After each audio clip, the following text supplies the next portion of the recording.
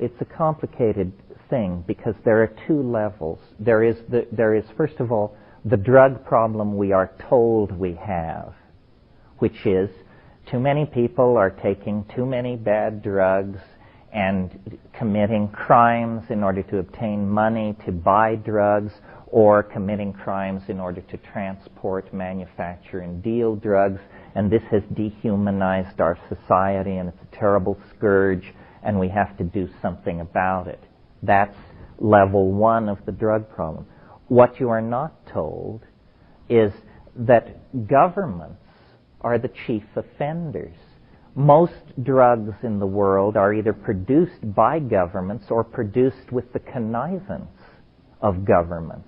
And our little bailiwick, the psychedelics, don't even figure in this issue because not enough money is being made. The only psychedelic that ever made anybody any money was LSD. And on a scale where we're talking about methamphetamine, cocaine, and heroin, the fortunes made off of LSD were minuscule. The drug thing is a con. Governments need vast amounts of untraceable cash, they believe, because they turn it over to their secret police agencies who then pursue secret agendas where they try to control events by illicit and non-sanctioned means. And by that I mean rigging elections, murdering labor leaders, hounding liberal editors into retirement, smearing people, so forth and so on. The hard drug markets of this world are entirely in the hands of governments. You know, somebody pulls a stunt in Kuwait, and we're there in a moment. We send troops to Haiti, but these mysterious jungle warlords in Burma seem untouchable. Nothing can be done.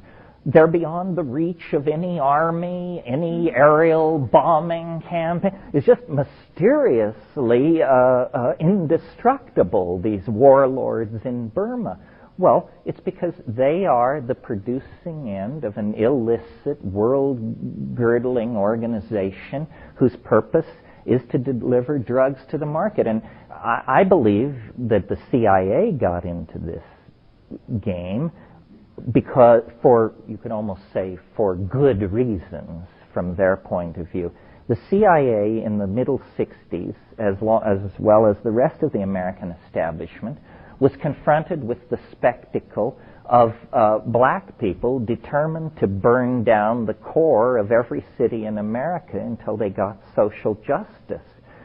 The decision was made to bring hundreds of tons of chemically, pharmaceutically pure China White number 3 heroin into those ghettos and just basically dump it on the ground and see what happens.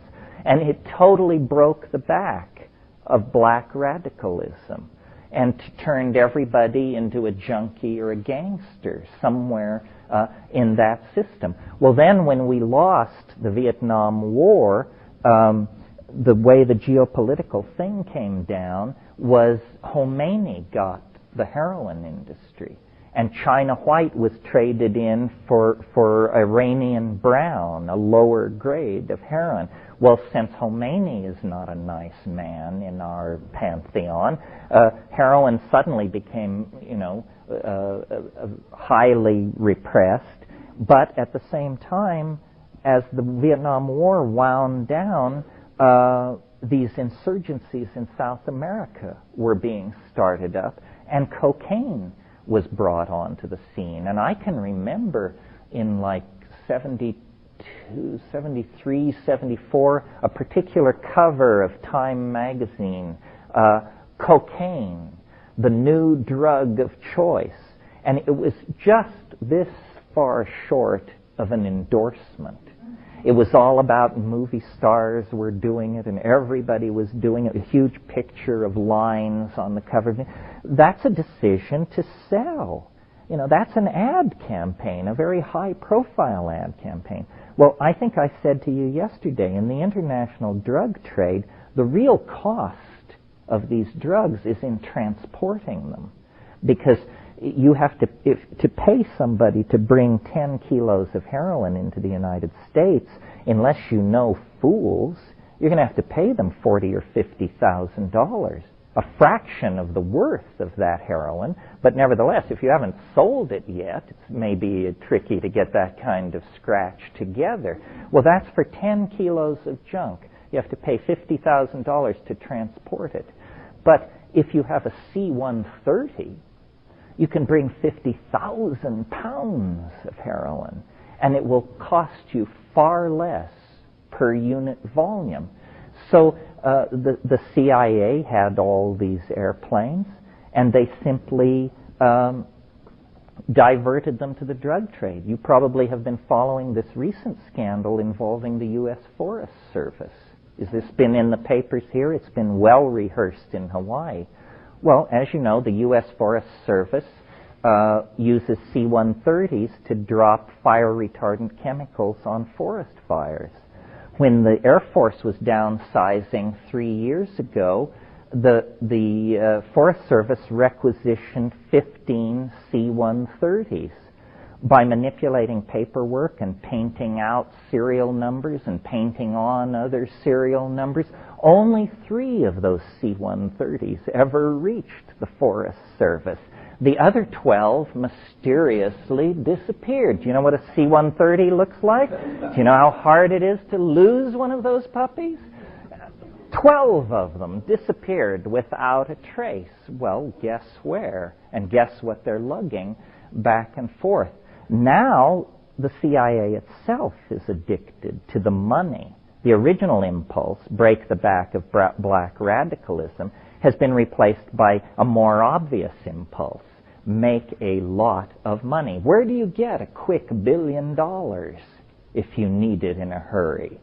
It's called, you take a floater on drugs. That's what you do. And the amount of money is so great that anyone can be corrupted. These boats that come up from Colombia that lie off the coast of Florida, the so-called motherships, a guy with a fast cigarette boat can make 3 trips to and from one of those motherships on a cloudy night. The standard pay for one of those trips, which takes about 40 minutes, is $125,000. You can make $375,000 a night doing this, and you're not a player, you're not a kingpin, you're not a major figure, you're a totally disposable peon. So imagine how much money there is to be made at the top. Who can refuse a $10 million bribe?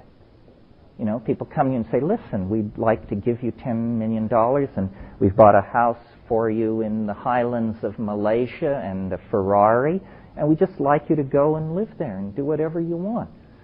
And the choice is a bullet in the head. So which would you prefer? We're perfectly at ease either way, so you figure it out and call us back.